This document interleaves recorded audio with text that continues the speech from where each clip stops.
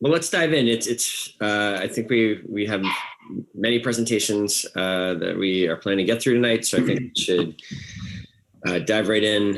Hopefully we will be, I see in addition to Councilor Carpenter, Councilor Hanson is with us, and this session is being recorded and will be available for anyone to review later. So I think let's get started. Catherine, would you like to? Well, in a moment, I'll hand it over to you. What opening remarks do I have on this? This is the beginning. Well, this is the next step of the FY22 process. We had the overview last week, right? Last Monday, and but we remain at the stage of the budget where there is. Although, we definitely think we have the kind of trajectory, we have we've identified the major changes, the major new initiatives. There is a lot of work going on still. And, I think even particularly so this year with the challenge of just how dramatically different this budget is from the one a year ago and how differently last year's budget was the year before. There's a lot of moving pieces to it. We will get into some detail now in each of the different departmental areas. And, I've had the question from counselors, like we understand that I think everyone's agreed we would like to avoid some of what happened last year in terms of, we had some conflict last year late in the budget process. I don't think it was very satisfying to anyone. How do we avoid that this year? The hope is that with these additional sessions tonight and 3 next week, we can really get into a level of detail that we were not able to with the pandemic last year. And we can flush out areas where counselors do have concerns or questions, need more detail. And that's what these sessions are for. And hopefully it's challenging because even with 4 nights, there is a lot to get through. But we have found this to be, for many years now, a useful way to try to get this joint task done together. So with that, before I consume any more time, I will hand it over to Catherine for also to kick things off here. Go ahead, Catherine. I see that Councilor Paul wanted to be recognized. Okay. Right. Sorry, Councilor Paul, go ahead. For either one who's recognizing me, thank you so much. I think that I think all of us know that there were challenges last year, and I think that in the interest of being able to be collaborative and move forward, that we should all accept some level of responsibility for the fact that not only was it a difficult year with things beyond our control, but there were things that dynamics that were at play that were very new, a number of new counselors and a process that we did not do as we had the year before and in years past. That was challenging.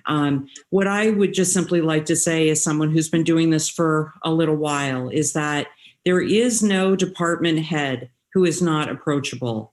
There is no department head who is not capable of taking whatever amount of time is necessary to answer any questions, talk about any line items in their budget. When I first got on the council, there were department heads who barely knew their own budget. That is not the case at all. Department heads know what their revenues are. They know what their expenditures are. They know what their line items mean. And if they don't, they have the CAO. So what I would just simply ask is that the amount of time that we have to do these budget meetings is very limited. And that is just simply due to the fact that we have a lot of departments and only so many days that we can do this. That said, any department head is available to discuss their budget whenever and to set up a time and discuss whatever any counselor wants. And I just would I would just respectfully ask that if there are questions, that if changes are sought, that at the very minimum, that department head is consulted. It was disappointing to me last year to find out that with the same amount of time, department heads were caught completely off guard, had no idea that there were items that affected their budget that they would have been happy to respond to, and were not given that opportunity. So that would be the only thing that I would respectfully ask of all city councilors, is to please reach out, be collaborative, and sometimes you may get exactly the answer that you're looking for, but you won't know it if you don't ask. Thank you. Thank you, Councilor Paul. I appreciate that, and certainly want to amplify that, back that up, that it's certainly the intent of the department head team to be as responsive as possible to any questions that come up. I think we will continue the practice. If there are questions that are sent by any counselor, we'll try to collect those and share those. Often, questions are, if maybe one counselor asking it, but many counselors would like to know that answer, we'll circulate that information to the full council. And I think it's a very good point that even with something like 8 hours of budget discussions over the next 2 weeks, that is a very limited amount of time for 18 departments or 19 departments now, and 3,000 some odd budget lines. So some of this conversation can certainly, no one should feel like this is either going to be possible to get every question answered in these limited presentations, or that this is the only forum for digging in and for asking questions and getting additional information. And my team will work as hard as we can to be responsive to those requests. So with that, before we take any more time out of the night's business, the night's work, I do want to just note, I actually kind of did not point out, we do have the public forum. This is a formally warned meeting. The next item on the agenda is the public forum. At this point, there is no one signed up for that public forum. Jordan has come on to nod that we have just a few attendees, none of whom have their hands up or appear to want to be recognized. If you are one of those phone numbers and do want to be recognized, please, I guess it may be hard as a phone number to raise your hand, but you can send an email to Jordan. Again, the email is how do people let us know if they want to get? You can email publicforum@burlingtonvt.gov. Okay. And book, if I get it, I don't see any emails in there now. And if we see one, we'll come back to you. Sounds good. Since we don't have any, we'll close the public forum. And now I will again turn the floor over to Catherine to take it from here with the first presentation. Thank you, Mayor. And I want to also thank you, Councilor Paul, and just echo that speaking as a department head and seeing some department heads here and having spoken with them, we're all really eager for your feedback. So anything you have for us after these presentations, I know any of us would be pleased to have those conversations, emails, whatever you'd like to do. So big picture on the budget. As you can imagine, with this being my first budget, I knew it was going to be hard.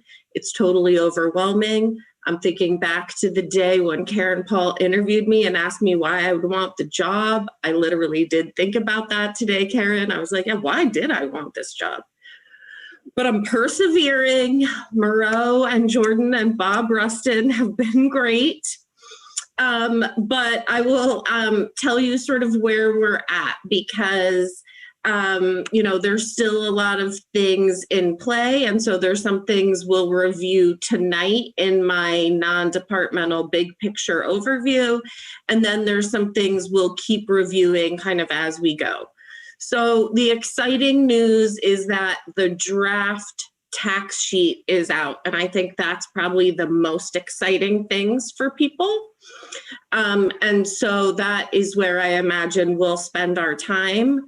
And I want to be cognizant of not hogging the time because I'm first and we have lots of other budgets to get through. We already went through that highlights memo, so that's a big advantage. That's something that in years past we've gone through in this time. So we've already gone through that, although if any questions have come up, I'm happy to answer them. And then I am happy to I don't have a fancy PowerPoint. I'm like the cobbler who has no shoes because I was looking at everyone else's PowerPoints, but I'm happy to do just a quick review with you of the budget for the non-departmental items, flag areas that have changed, and just see if you have questions. Things that are not here, a full general fund budget. You should see that either next Monday or next Wednesday. And I will tell you sort of where we're at is still using the $5 million, that we're saying is ARPA reimbursed of unassigned fund balance, that sort of plug figure of 5 million, and trying to make the budget work. There's still a little bit of a hole at this point, but as Bob Rustin said to me today, like, you're in striking distance. It's going to be okay. So there's, still lots of things that we're adjusting, such as attrition. And, it's amazing when you go through a budget that is that many line items, I'm constantly finding things. So I think everything that is in the budget memo is standing. So there's no big changes there. I can imagine some of you are eager to look at the full general fund budget. Some of you are like, I never want to see that. But for those of you who are eager to see it, you will, and I will let you know what the time frame is on that. So Jordan has up here the non-departmental budget. If you could just scroll to the top, Jordan.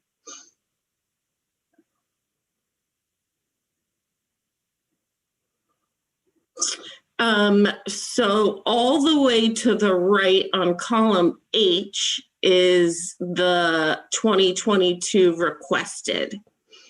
So here are all of our taxes, and I'm not going to spend a lot of time on the property taxes because our next slide will be going through in depth all of the tax rates.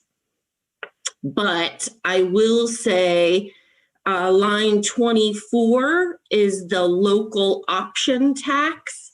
And that is an area where we have exceeded expectations for this year. It doesn't look like that, but that's because this is only half of the year.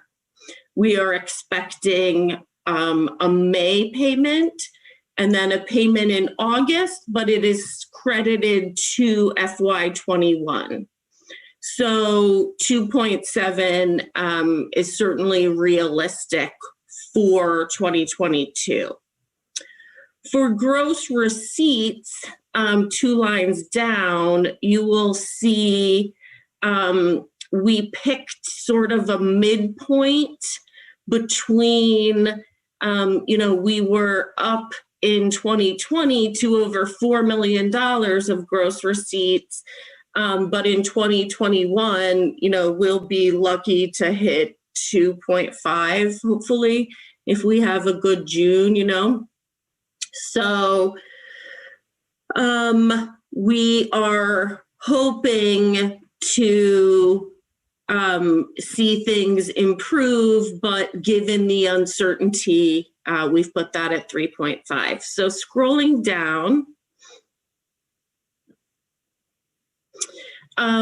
these pilot numbers, where you see changes, those are changes from the reappraisal. Then we've got our fee for services. There isn't a lot to note here other than Awakening Sanctuary. This is a very small number, 57, but due to COVID, we have given them forbearance, or, we have waived those fees because they are a long-term care facility that was really hit by COVID. Point of information, Catherine. Yes. Yes, I was just wondering, how would you like the questions? Should we gather them until the end, or ask the I am fine if you interrupt me. That's fine. Do you have one now? I was wondering if you can go back to the pilot a little bit. Sure. And you mentioned there were some changes due to the reappraisal. Yes. I could not understand it. Yeah. So these pilots, and I see the mayor has turned on his camera, which is great because I still find pilot a bit confusing. But so pilot stands for payment in lieu of taxes. And so these are all agreements with organizations. As you will see, several of them are the city: water, wastewater, storm water, and then Burlington Electric. And instead of paying us property taxes, they pay these agreements. And so due to how those agreements are structured, which is as complicated, so as Bob Rustin sent me this spreadsheet, but they are all tied to the property tax rate. Mayor, please help me if there's things I didn't explain well or got wrong. I think you did a pretty good job with it, and about my level of understanding too, but exactly right. They're essentially, these are not taxes, but the way that they are assessed on the different entities, particularly the internal entities, is there is an attempt to treat them. They change as the property tax rate changes. It sort of tries to essentially act like a property tax. So I also should point out that our pilot expert is Jeff Herwood. He has been out unexpectedly with a family emergency. So I want to give kudos to Jason Gao and Bob Rustin, who helped me figure this out. There may be a couple of slight adjustments as Jeff gets back at the end of this week, and we refine these, but I think they're in pretty good shape. Okay. And yeah, lastly, based on... No, go ahead. Go ahead, Councilor Chang. I'm sorry. Based on your projection, do you think that what the city may be collecting will be over 5,359,000? Based on the reappraisal of those entities? So I don't expect that number to go down, but I don't know if it will. I am not certain it will go up. This is my best estimate as of now from the information I have. Thank you. Councilor Jang, I just want to make sure that often when pilot discussions have come up for the last decade, almost always that discussion has been very focused on a subset of the overall pilot fees, in that there was this system that used to, as you're well aware, that used to exist, where some of the pilot fees were shared with the school district, and that was then found to be inconsistent with the state law. It was not the entire. I just want to be clear that was just. It was not this whole figure. It was the part that used to be shared was the Burlington Electric Department piece alone. So just want to make sure there's no. Given that that's usually the way this topic has come up, I just want to make sure that was clear to everyone. Thank you. Councilor Carpenter. This is more. Sorry, Councilor Paul had been. Sorry. First. So we'll go to Councilor Paul and then Councilor Carpenter. Okay. Well, thank you.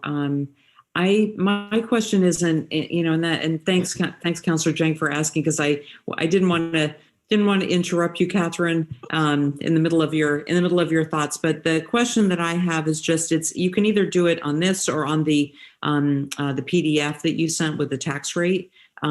There is a $1.1 million difference between last year and this year for police and fire.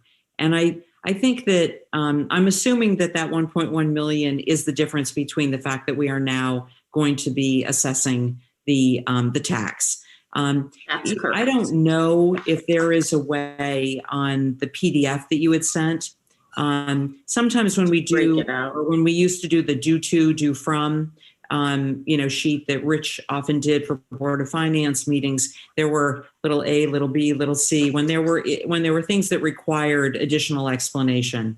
And I think it would be helpful for the public to understand that the tax rate for police and fire is going up for a specific voter approved reason, and that might be helpful in terms of, as you refine that document, because that is going to be a document that a lot of people are going to look at.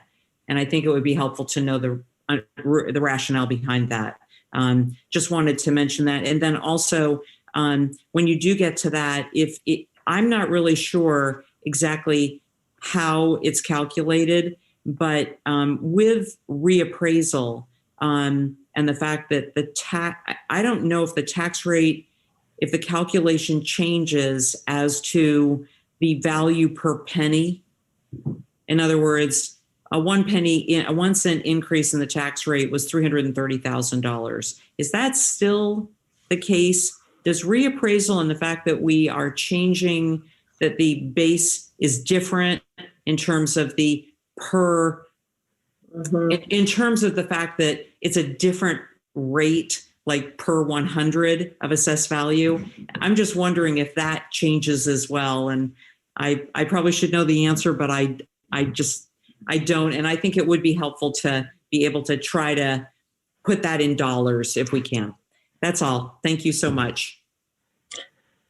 Thank you, Councillor Paul. You may have noticed, although only very detail-oriented people would, that I have made a few tweaks to the tax sheet to make it a little bit more user-friendly, because it wasn't accurately reflecting the correct names of the taxes.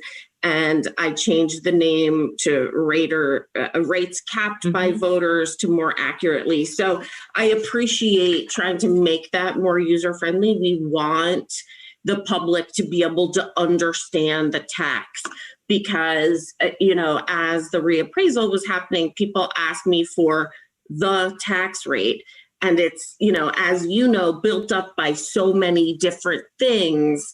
And I think it would be helpful for all of us to help our citizens to understand that. So that's great. We'll work on that for the next draft. I appreciate that. And I did like that. I think it is important for people to understand what fluctuates, why it fluctuates, which ones are voter approved, which ones are not, and that they're formula driven. Some of them are formula driven. So anyway, thank you. Thanks very much. And also, just in a future draft, the city attorney hasn't had time to do it, but she is working on where in the charter language, and just a couple of them are by resolution, you can find all of that so that people could look that up more easily too. Great. Thank you.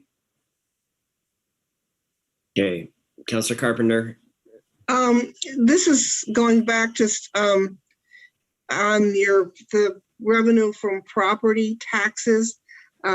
Is that whole first section all property taxes? Let's go up. So it's 4,000 through 4715. Yes. And Well, actually, you've got gross receipts in there as well. So I just. So lots of it is, but yes, only really these things labeled property taxes and then sort of the commercial tax assessment and DID also factor in. Catherine, I'm going to pull up the tax. Yes, thank you. That's really where we're headed. I was thinking we might start there, but it's okay. We wound it up there. Okay, because I was going to suggest that be subtotal a little bit more so we could call out how much property tax. The other thing I was going to ask, and not tonight obviously, but if some of those subtotals you could put a percent next to it, like percent of the revenue. Oh, yeah. Mm-hmm. How much of our revenue is property taxes, how much is local option tax, how much are these varied categories? Yeah, we certainly have that, we know sort of a rule of thumb, but it wouldn't be hard to do. Yeah, that's a good idea. Okay, so here we have the FY22 taxes, and you can see I have highlighted in yellow the new taxable grand list. Up at the top, yep, $53 million. So that is exciting, going from 37.8 to 53.3.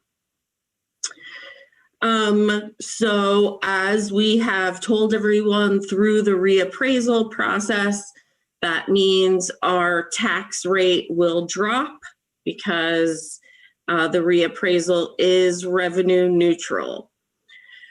So you will see, as I mentioned, the tax rate is made up of multiple tax rates. So these first three, general city, police and fire, which maybe we should call public safety, because that's also what we call it, and Strain Capital and Green Belt are all revenue neutral, and so those rates have been adjusted. You will see the projected taxes go up by 0.09% to account for organic growth. And then the next category we're calling rates that are capped by voters. So you will see, if you look at FY21,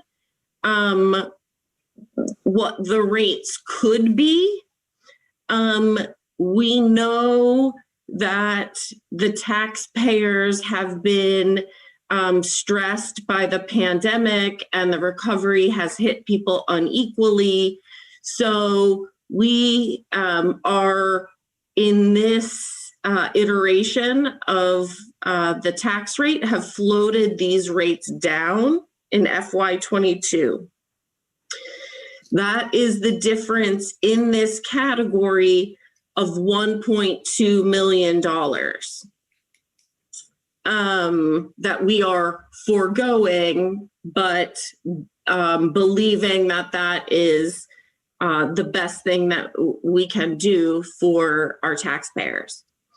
Then at the bottom, we have 4 rates that are driven by the budgets. And then at the very bottom, we have a rate that's almost not worth mentioning because it's so tiny, this local agreement rate. that brings us to a draft rate at this point, moving from 90 cents last year to 67 cents this year.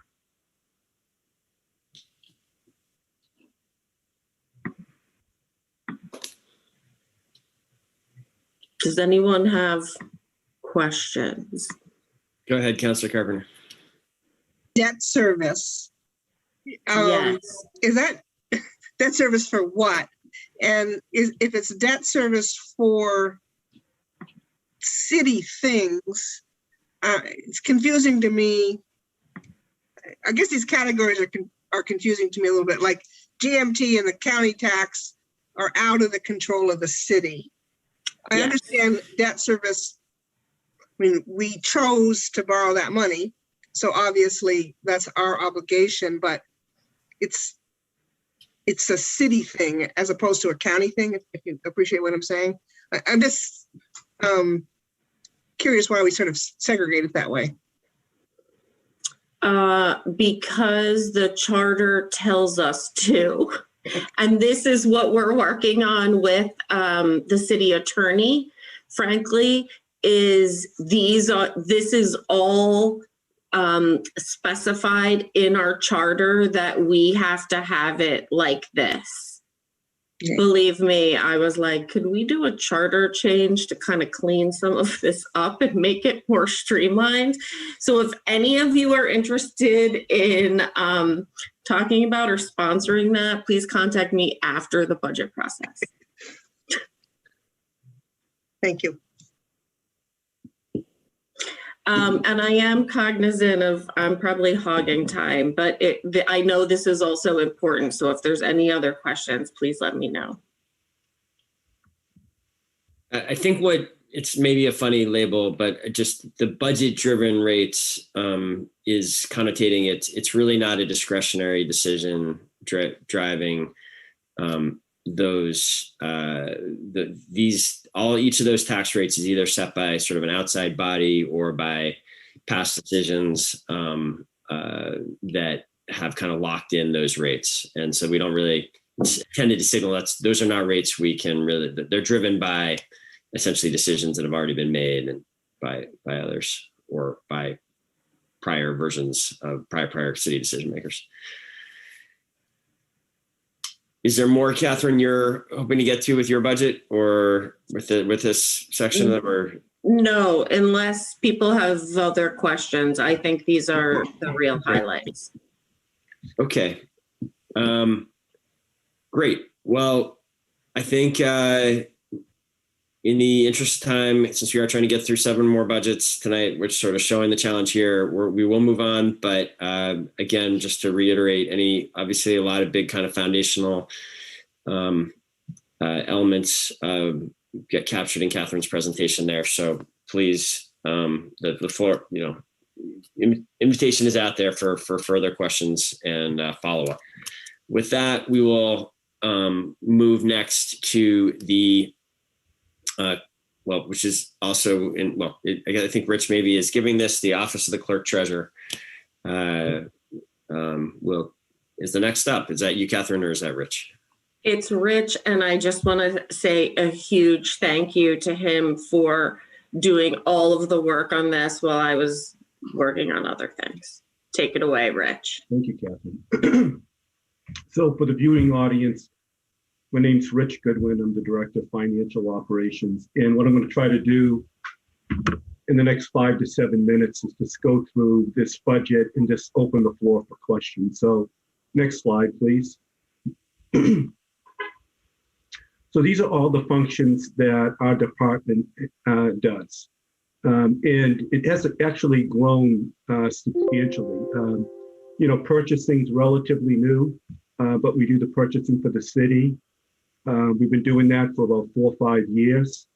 The insurance administration and the retirement administration it's now being done by the Clerk Treasurer's Office. There was a separate retirement department at one time. And again, in the last couple of years, we have picked up that piece.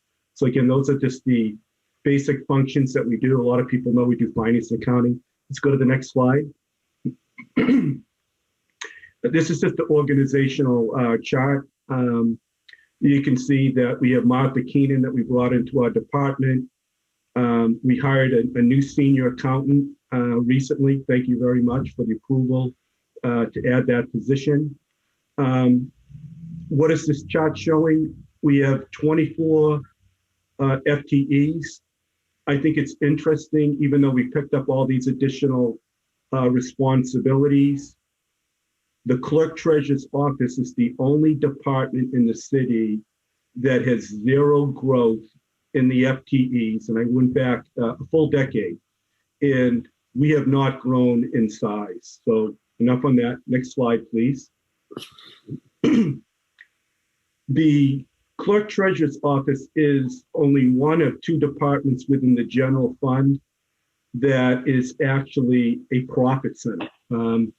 Not a lot, but our revenues exceed our expenses by a couple $100,000. I'm not going to go through the detailed general ledger, but the piece that's pretty telling on, I call it the pie chart here, is 54% of all our expenses, payables and controllables, is actually billed to non-general fund. That's $1.5 million. So that's the support that the team at CT does, providing oversight for water resources, airports, special funds. So that's, again, sizable in nature. Another growing revenue stream that's not, for some reason, it's not showing on this chart, but it exists, is our purchasing savings is, in the ballpark about $375,000. And that's the work of the department that's doing that. And you can see we have some other fees. Enough on that. Let's take a peek at the expenses. Next slide, please. Thank you very much. And you can see our expenses are $2.7 million. And what I try to do is look at what we have to call discretionary spend. And interesting enough, 77% it's payroll and fringe. And that's about, almost $2.1 million. Then we get some mandatory expenses like elections, that's 10% of our budget, costs for meetings.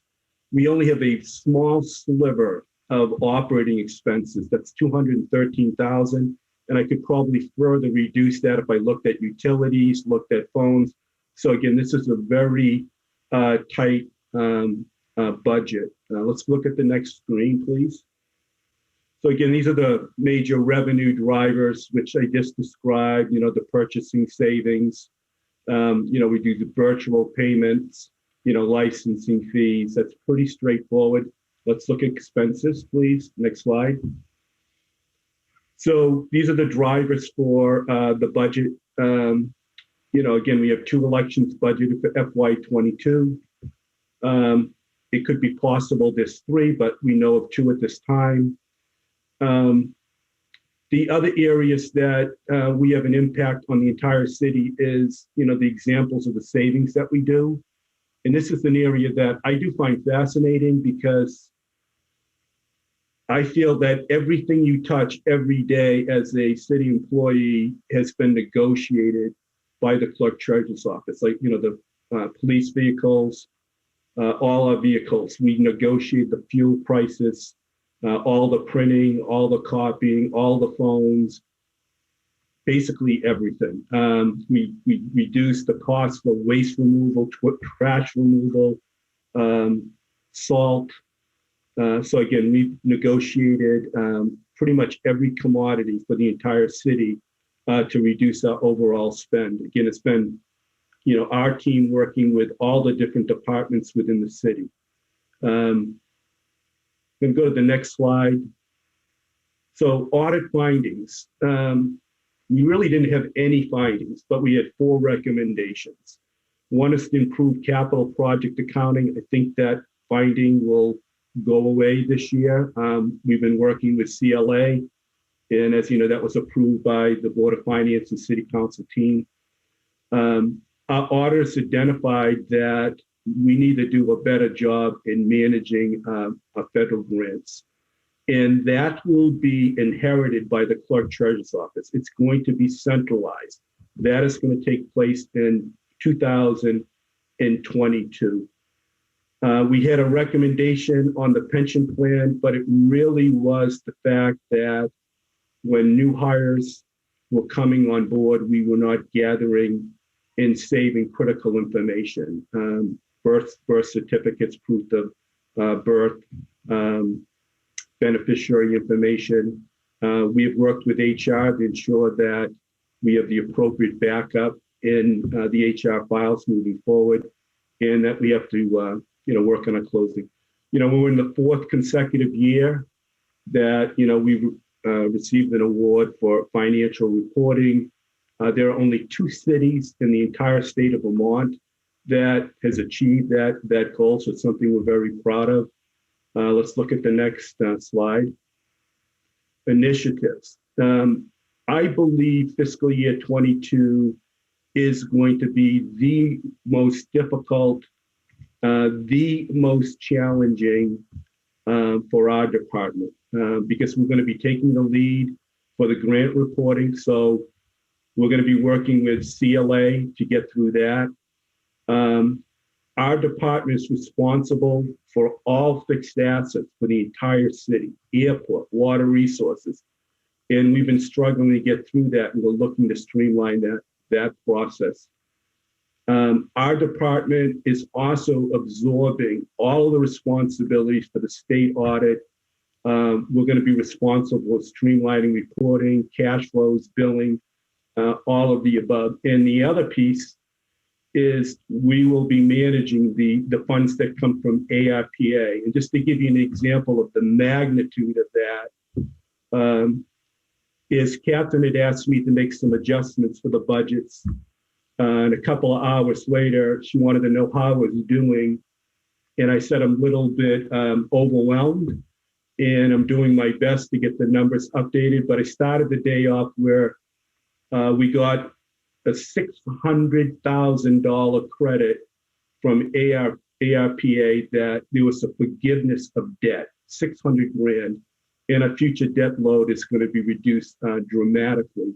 So I had to basically fill out some forms. I had to certify who I was and agree it was our debt. But then I'm thinking, we just finished up the budget for the taxes, but within the last hour, it appears it may change.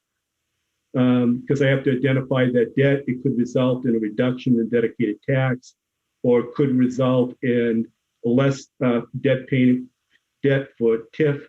So our budgets are really changing, I'd say, not on a day, but an hourly basis, based on those dollars that are coming in. It's making it very challenging. It was very difficult for Catherine to, pull together those numbers for taxes based on the fact that it's changing daily. I think that's it for my presentation. Any questions, concerns that I may answer for you?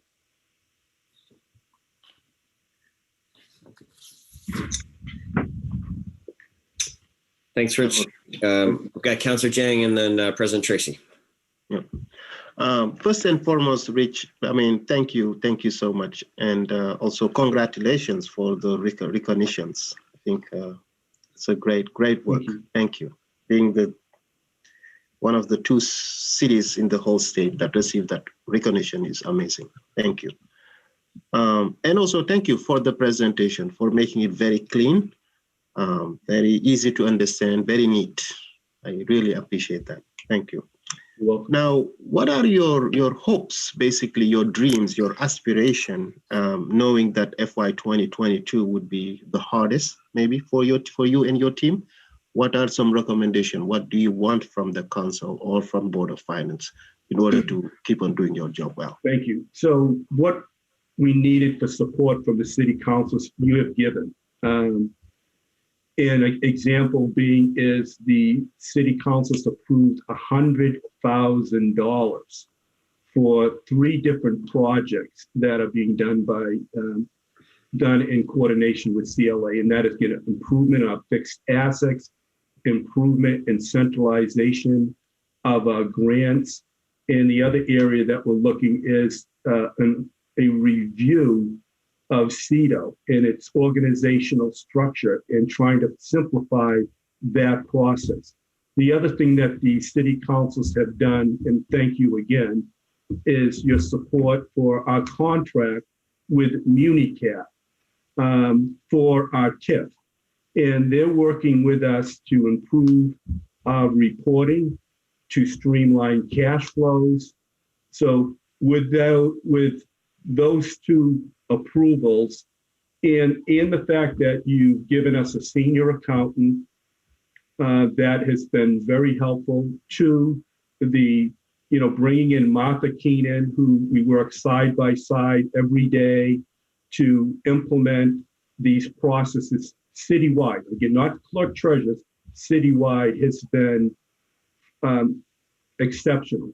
The key thing that we need to do is just manage these projects and make sure that we address the findings, and again, just continue to improve upon our processes. So thank you. And thank you so much. And lastly, it seems, I was just wondering what the COVID-19 has taught you, or have you identified things that you were doing in the past that no longer relevant anymore, that you could perform without doing those activities? So COVID-19 has actually created additional, work for our department for the tracking. So we've been working with CEDO on this initiative, but again, it's, we had an individual that was supporting our purchasing, savings, and efforts that was delegated to that. I do say, to make sure that I'm answering your question, is that as a result of COVID, we've actually found that our department functions very well remotely. That's excluding, the front desk staff that still provides exceptional, customer service there. Lori Olberg, another individual, but the accounting and finance team, except for, a few individuals, they've been working remote, and it's been very productive as a result. And it's actually helped us streamline some of our processes for approvals, period. Catherine, have at it. I would just add and thank Rich and his team for this. One of the things he was already working on and that we've moved up is before COVID, we had an entirely paper-based invoicing system, if you can believe that. And so we are moving to a paperless system. And so that was really his innovation, and it started right before COVID, and then it got slowed down a little bit, but that really, COVID showed us the need to push that up. And so we are close to rolling that out, and that will really maybe put us in the 20th century, not like the 21st, but anyway, we're getting there. Thank you. President Tracy. Thanks, Mayor, and thanks, Councilor Jang. Really like that last question. That was a really good one, and I think it kind of ties into what I wanted to ask about, which is I saw that meeting line item, or that meeting portion of it, and there's this kind of transition that we're going to be going through over the next year. Not totally sure as to when meetings are going to transition back into that in-person kind of phase, but I think it's conceivable that certain things that we've learned from COVID in terms of ways that we can increase participation and make meetings more accessible will continue over. And so, and that those things may require additional technologies to do them well. Thinking about, how you might properly run a hybrid meeting. I honestly have not seen anybody do a good hybrid meeting where you have some people in person and not in person. I don't think that that's something that we can't do or can't figure out, but I think there may need to be investments in order to best facilitate that. And so I just wanted to understand how we might be budgeting for that, that transition to take place in the city. So I think Catherine's best for this one. I was just going to say, Mayor, would you like to handle that, or would you like me to? Well, and I think we have the IT budget coming up tonight too, where we have been doing some thinking on that already. So I think Brian Lowe may be best positioned to speak to that. That's what I was going to say. Is the short answer, President Tracy, is that, and we also have the airport team. So this is very serendipitous. At the leadership meeting today, we talked a lot about this and the fact that Director Richards and his team have been piloting some new technology. They invited the rest of us to come look at it at the airport, and Director Lowe is looking at that and figuring out a lot of that would be good for maybe smaller conference rooms, and we're trying to figure out, is that something that can be scaled up for a city council thing? If so, how? And yes, there is money in his budget and the capital budget to do that, is the ultimate answer to your question. Wonderful. Thank you so much. That meeting budget is really to pay Town Meeting TV, who's here. Thank you, Town Meeting TV. Okay. And I mean, okay. Understand that. Thank you. I think this is worthy of a little more discussion when we get to IT. Contoys creates maybe some special challenges and problems that I don't know if we have totally figured out, but more to come on that. Councilor Paul, you want to get in here? Yes, thanks. So I have the pleasure of being the CCT, the Town Meeting TV rep, and was last year. Just got in there just at the start of COVID, and this has been an ongoing discussion about the fact that I think we're not going to be alone. There's a number of municipalities that have, learned that there has been a silver lining to the amount of participation due to COVID and due to meeting via Zoom. And they have come up with a plan for hybrid meetings. It is more expensive. It's more expensive to run them. But it's also a one-time cost of upgrading certain amounts of equipment. And I believe that, I'm assuming, Catherine, or to Brian, I don't know if Brian Lowe is on here, that, yes. And not to get ahead of ourselves, but that has been a discussion, and there have been, I see Brian, he probably can speak to this better, that there has been a significant amount of, of planning that has gone on at Town Meeting TV to accommodate this, because, as I say, we are not the only ones that have this interest. Great. Brian, do you want to respond to that now? Sure, I can give a quick answer now, and happy to talk more about it as well when the IT budget is up. But I think there's a number of different elements that will contribute to how the council wants to proceed and how the mayor and team want to proceed. I think there are a number of policy decisions about when and how those meetings should be conducted. And then there's an IT element about making sure that the infrastructure is in place to conduct them in the way that the mayor and council want those meetings conducted. I think Contoys is a bit of a special challenge, just in that the renovations are not completely done for City Hall. And I don't know, group size, comfort level. There's a bunch of questions about what and, when and how Contoys will be reopened. But I think there are certainly ways to make that a very accessible meeting room.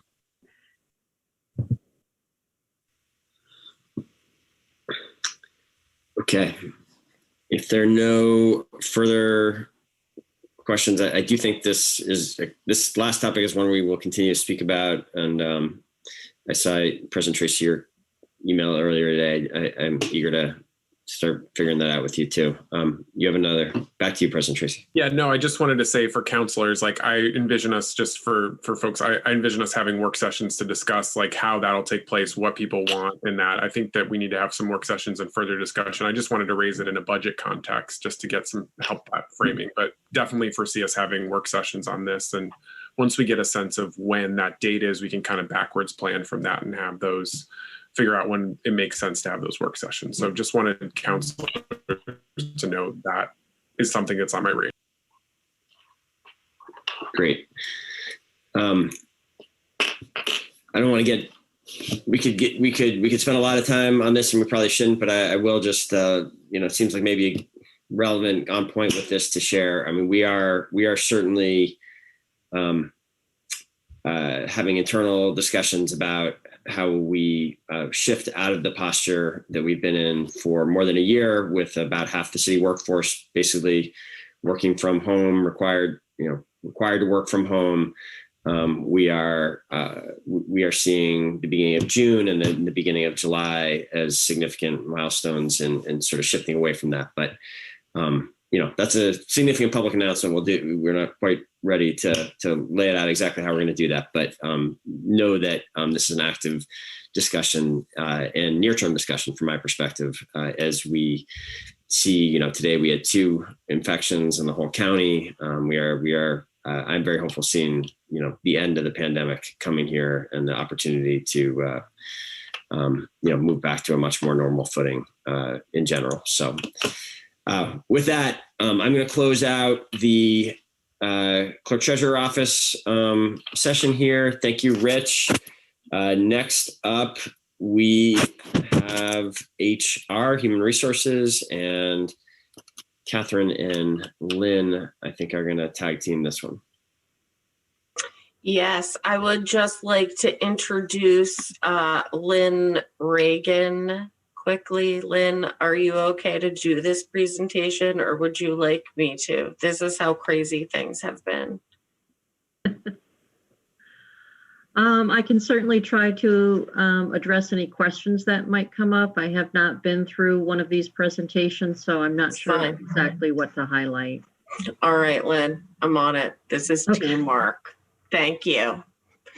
All right, so you have seen the budget and we can go through that, but I was really excited as I was asking the team to update this presentation, looking at the changes from the FY from 2 years ago, because we had so many vacant positions and that had really impacted the team. And as you can see here, we are pleased. Director Durfee will start May 24th. And we still have 1 vacant position, the administrative coordinator, but you have approved that and we are actively recruiting. And as you know from the memo, we have also included in our ask this year another HR manager. We have 3 of them for the entire city, including BED.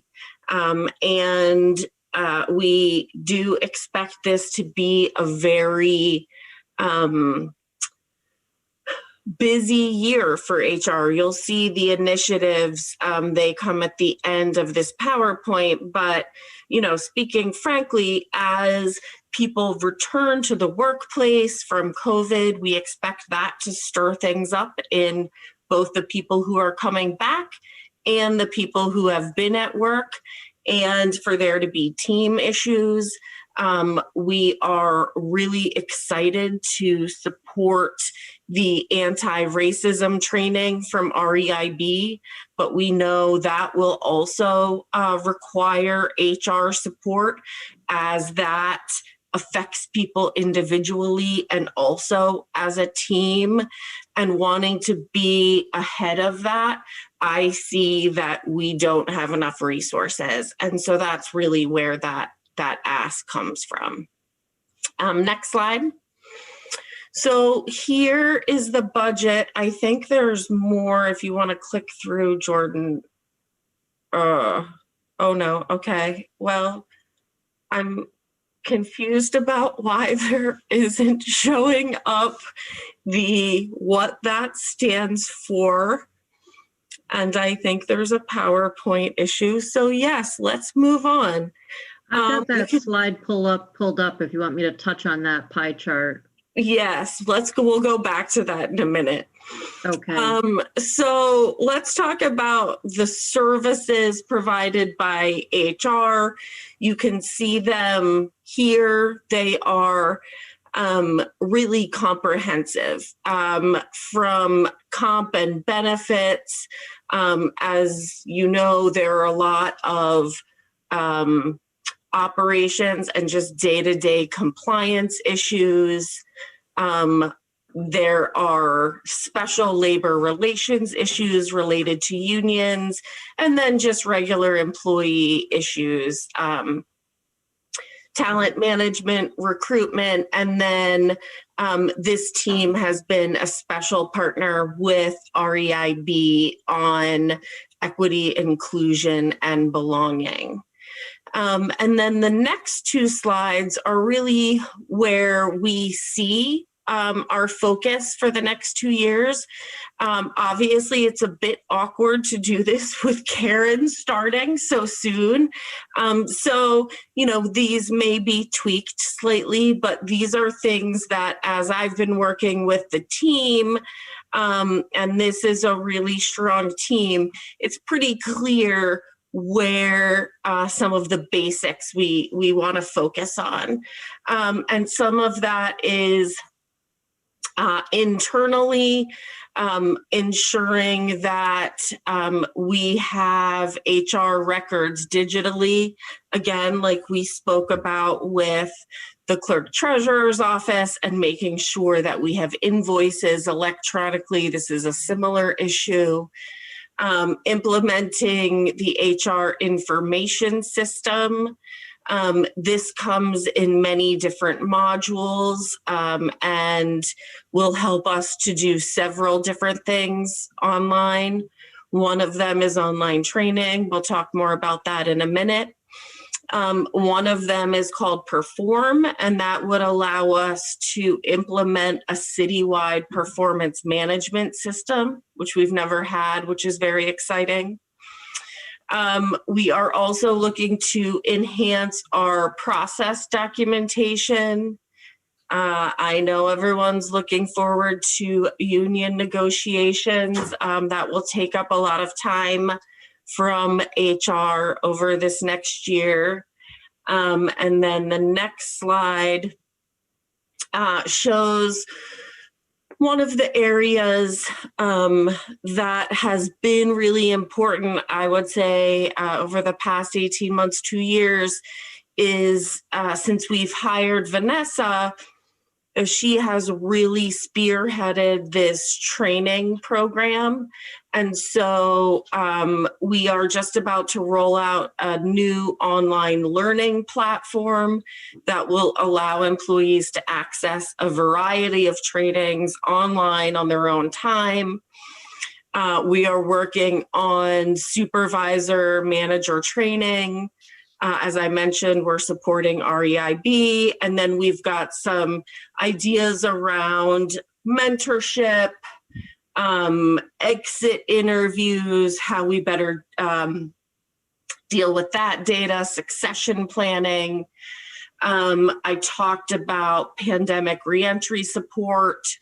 One of the nerdy but necessary and time-consuming tasks we've been working on is going through line by line the entire HR department and the city attorney's office with Justin and Eileen, going through the personnel and policy manual. We haven't done that in a long time, and there's a lot of areas that need sharpening. All of that will need to be reviewed by the HR committee and the unions, but that's a mammoth task we've been working on. And then lastly, working on this new work from home policy that the mayor spoke about. So now we can go back to that other slide. Oh, here we go. Thank you. So as you can see, not dissimilarly to CT, a lot of the budget is salary and benefits. You will notice there is a new cost for the accessibility committee. And I'm not sure HR is the exact right place to put that, but I did not want to lose that cost. Vanessa is the head of that committee, so they asked for, I believe, $15,000, so that's there. There is $50,000 in total for travel and training education. That is not entirely for the HR department. I can't imagine that they could spend that on so few employees. That is to ensure that as we are getting that training program off the ground, that the HR department has resources at their disposal to be able to bring in trainers from the outside, or to be able to give other departments money if they have run out and their employees have training needs. And then lastly, you will notice there is more in recruiting. We call it legal notice and advertising. But what it is for inclusive recruiting. And as we spoke about a week or two ago, we do want to make sure that departments are able to advertise jobs to reach the broadest array of candidates, the most diverse array of candidates we can. We have learned that costs money. Some departments included a little money for that. Not everyone did. So we feel it's important to have a central pot of money there. Lynn, what did I miss? Anything to add before we open it up for questions?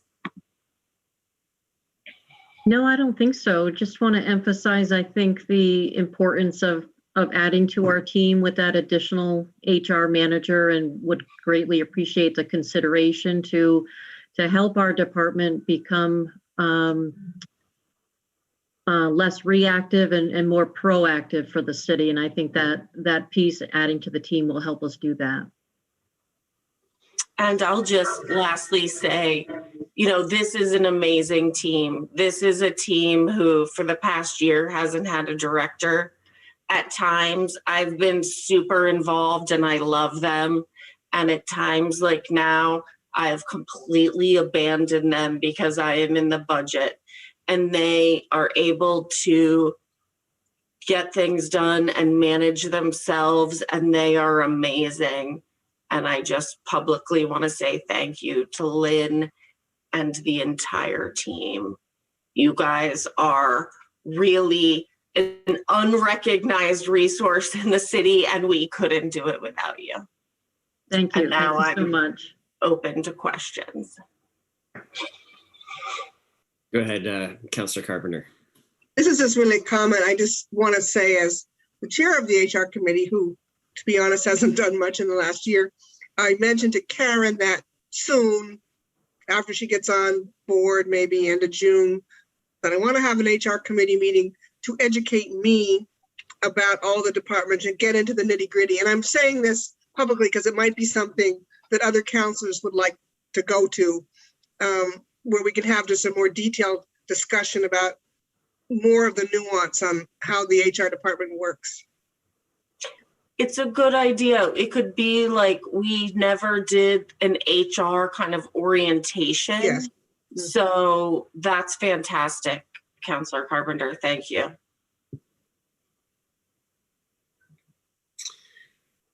All right. I have a quick question, Mr. Mayor. Okay, go ahead, Councilor Jang. Yeah, thank you, Vanessa. Thank you, Catherine, for the presentation. Yeah, I don't know if Vanessa's the staff is here. No, but she is not here tonight, but okay. We are happy to try and answer questions or bring them back to her. Yeah, so I mean, the presentation, the one thing that I was expecting and could not find is about data collection. There has been so many staff turnaround, and I think we tasked the racial equity, inclusion, belonging. We tasked some data collection from HR, and I was just wondering if that's a scope of work you're looking into, and Yeah, but can you shed on light on that? Why it's missing on your projection? Yeah, I can start with that. That's, I think, an excellent question. And I think we touched on it slightly by indicating that we wanted to bring in some systems that we definitely will benefit from to try to be able to collect that data going forward and capture better pictures of our really encompass what the city looks like when we're hiring, and then the separation. And through that, I think Catherine touched on the HRIS system, and certainly modules that we're going to be incorporating through the NeoGov system are going to be the tools that we need to be able to produce that data. Wonderful. Thank you. You're welcome. Okay. Thank you, Lynn. And let me, I want to amplify Catherine's comments that the HR department has really held the city together through a challenging period here. The last year has really been something else from an HR perspective. There's so many emergency policies and initiatives that needed to be run, and to have done all this, most of it without any kind of director, has been exceptional. Thank you, Catherine, for essentially taking on an additional senior leadership role in your first year with this department, and we're all excited for Karen's arrival shortly. Yeah, I'll just echo that, Mayor, if you don't mind. I just want to thank Catherine and give a thank you also to Justin St. James, who played a key part in assisting our department. But we have met with Karen a couple times, and I can speak for the whole team that we are excited for her to join. We're counting down the days, and you can see from this presentation, we've got a list of things to get her up to speed on very quickly, and I think she's got the talent and leadership to do that, so we're excited. Excellent. Thank you for sharing that, Lynn. With that, I'm going to keep us moving. I think we're about halfway through, and we are now going to hear from Brian Lowe and innovation and technology.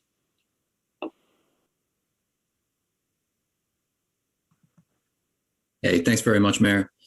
Thanks for having us tonight.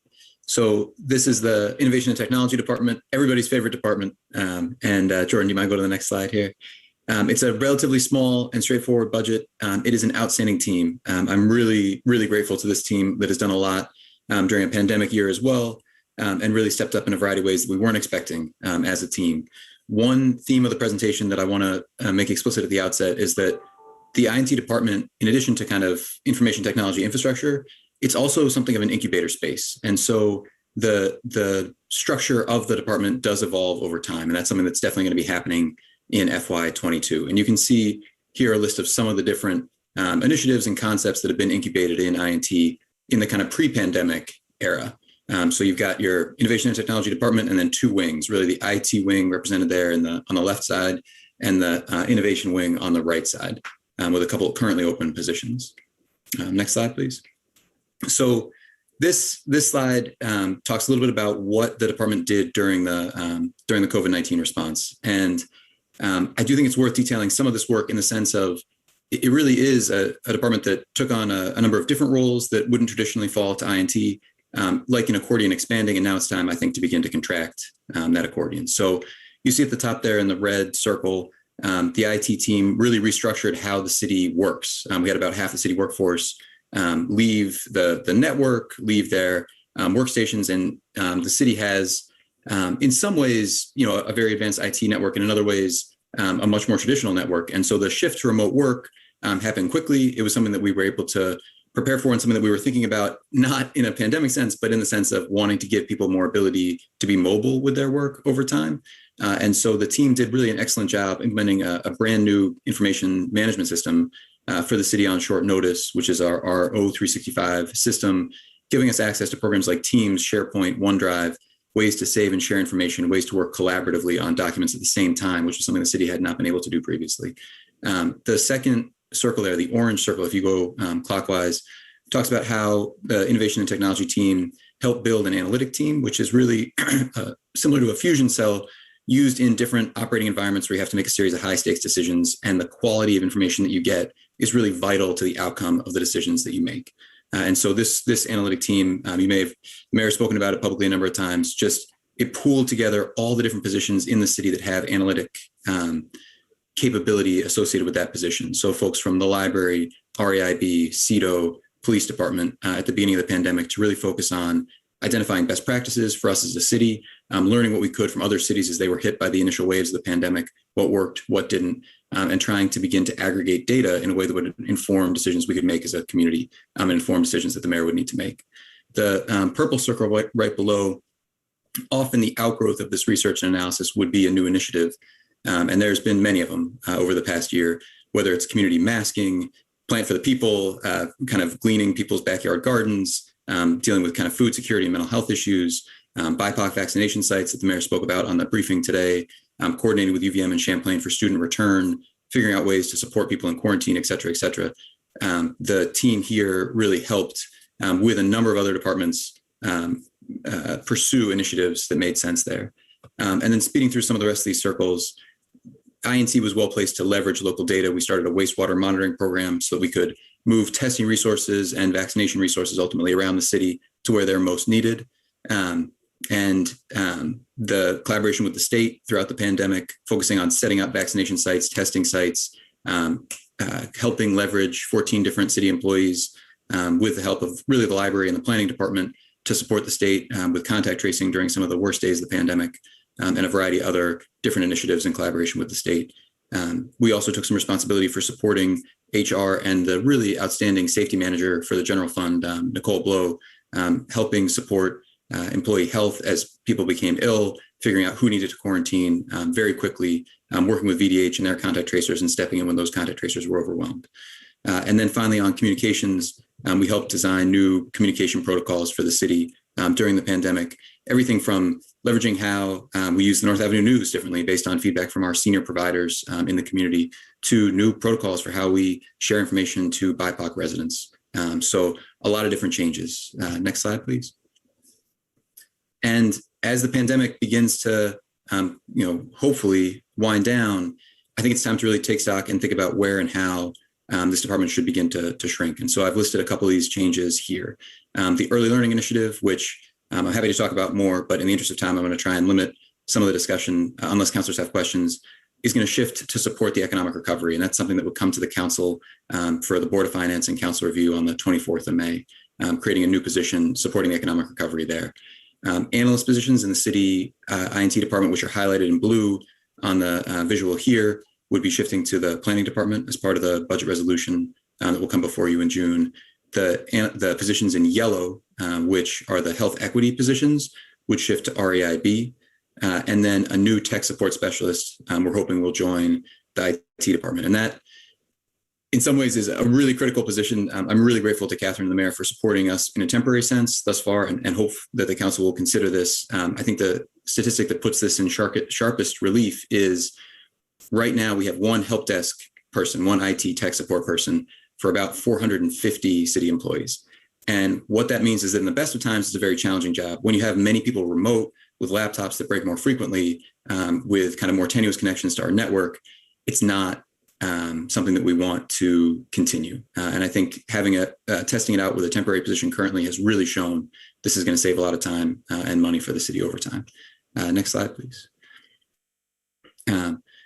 Briefly, what is the INT department about? It's about continuous improvement. And I think there's really some opportunity looking out to FY22 for the kind of nexus of IT and continuous improvement. We have new platforms in place. I'll speak briefly to some of the IT upgrades that have been made, but those platforms can be leveraged in different ways that should be able to save the city money. I think we've really helped, the team really has helped bring a couple of programs forward, both the Microsoft Office program I spoke about, but also our permitting system and things that we can do differently with that system now that it's in place.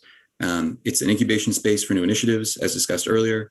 It does in some ways and sometimes support tech-related innovation in our community, and it has a data-driven role. Next slide, please. So not looking at COVID for a second, but looking at the more kind of core IT functions from the department, it's been a really productive year. And I think the team's done a great job of overcoming some of the challenges of working in a very decentralized way. And We talked about Microsoft 365. There is a new permitting system in place that's also going to be much more public facing. It's hard to imagine, honestly, but until about January 2020, when the renovations at the Pine Street building were done and all three of the different departments that have a piece of the permitting puzzle were sitting together, you would have had to, as a homeowner or a resident, go to multiple locations to secure permits. Now you can go to one location, or now you can do it online. So I think these are important steps that should make it easier for people to get permits to invest in their homes and to follow the rules in the city. The only other thing I'd want to flag here is that, I think it's something I should say in every presentation, just, the team continued to improve IT security in multiple ways. That continues to be a kind of major concern and focus for the team. There are a lot of risks out there. And as a city team, I think we have to continue to focus on that as a primary goal. Next slide, please, Jordan. So where are we headed? I spoke briefly about the kind of nexus of information technology and continuous improvement. I think it's really a core nexus of what the next couple of years are going to bring. We know that remote work can function well in a city environment. We have new platforms in place, and it's time to really take stock and capitalize on some of those new capabilities and capacities that we have in place, figure out what else we need to put in place, but expand and leverage those existing programs. I think this is really going to have to be a core function for the department in FY22. We are also looking at how we can support DPW's asset management program. I mean, I think that is another kind of crucial program for the city. I'm grateful to Chapin, Catherine, Martha Keenan, and many others who've really led that effort.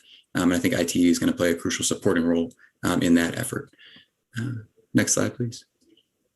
And the IT budget. I mean, it is a relatively small budget. It's about a little less than half operating costs. That operating cost for FY22 represents about a 15% reduction over the operating costs in FY20, which I think is the right comparison. It's the last kind of pre-pandemic budget.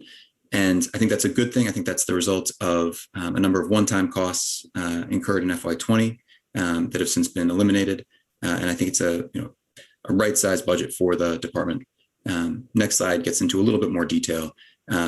There's really two budget lines where most of this money is concentrated. And I thought from a council perspective, I wanted to make sure to call those out. One is the professional services line. This is support for the department when it comes to security services or some additional vendor support. At times, there are very specialized problems that we encounter, and we do need some additional outside assistance at times. And there's a number of building services, cameras, door access that are in that line.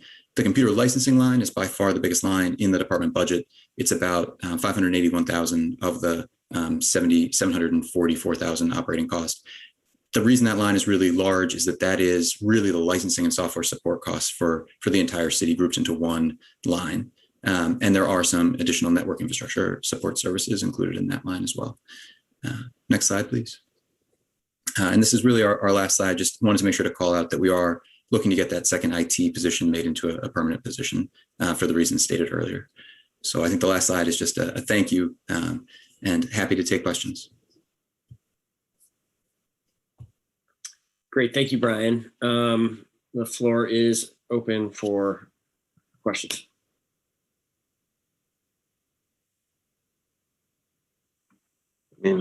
Councilor Jang, go ahead. I would not just hear Brian and not ask question or comment. And I think, Brian, thank you so much from the bottom of my heart for all you have done for the city of Burlington. I think this department has, you brought so much leadership and innovation into it. And we have seen it evolve. And we have also seen or witnessed your hard work during COVID-19. And it is unfortunate that you are leaving the city, I don't know, or you are leaving this position, but at least I just wanted to say thank you, thank you, thank you. But wanted to circle back also around the language access plan, knowing that it was approved by the city council and it seemed it has to still be completed. I was wondering if you can shed some light around where we are at and when can we expect, new information and just getting it done and move forward. Thank you for the kind words, Councilor Jang, and the great questions. So it is very much on my mind because I'm transitioning. And so I'm grateful to Pet Kiomanivan in CEDO, who's taking kind of the main leadership role. And so here's where we are, and here's where we're hoping to go. And I want to acknowledge as well that it hasn't moved as quickly as we had hoped, and I know you have requested. So the policy was approved by the council in November of 2020. The next step is a needs assessment that is almost complete and is about to be underway. It may actually already be underway. I just know that there's another set of emails that have to go out to begin formally the needs assessment. Actually, no, I can say it is actually formally underway. Pitt has begun the listening sessions, and there'll be additional surveys that go out. When the needs assessment is done, there needs to be an implementation plan. What did we find? What did we learn? And what are the next steps to change how the city works as an entity? So I'm grateful to Pitt in that she is stepping forward to take over the kind of primary responsibility for that work with my departure, and to Marielle Matthews, who is currently in the Innovation and Technology Department, but would move pending the kind of budget resolution decisions by the council to the Racial Equity, Inclusion, and Belonging Department, who has done a great deal of work to help us with that initial needs assessment. Okay. Thank you. And for this specific budget of FY 2022, there has not been any demand or ask for the language access plan? There is, and Mayor, I should defer to you. You may know more. Oh, Catherine, yes. Yes, Councillor Jang, we have put that in the CEDO budget. Director Lowe had asked for $40,000. And then you might remember the details of this, Mayor, but there was an additional $50,000 ask for bringing a set of core city documents all into, okay, Brian sounds like he knows what this is, $50,000 to bring a set of essential city documents into all the languages. So that $90,000 now is in CEDO's budget. So you will see it during Assistant Director Kinstead's presentation. And I think Brian might have more to add. Oh, thank you. And Councilor Jang, I think we know that we need to do a number of translations before the needs assessment is done. We don't need to wait for the needs assessment to know that our core city documents have to be translated into more languages. And so that's what that additional $50,000 from the mayor will go to support over and above the $40,000 I'd initially asked for.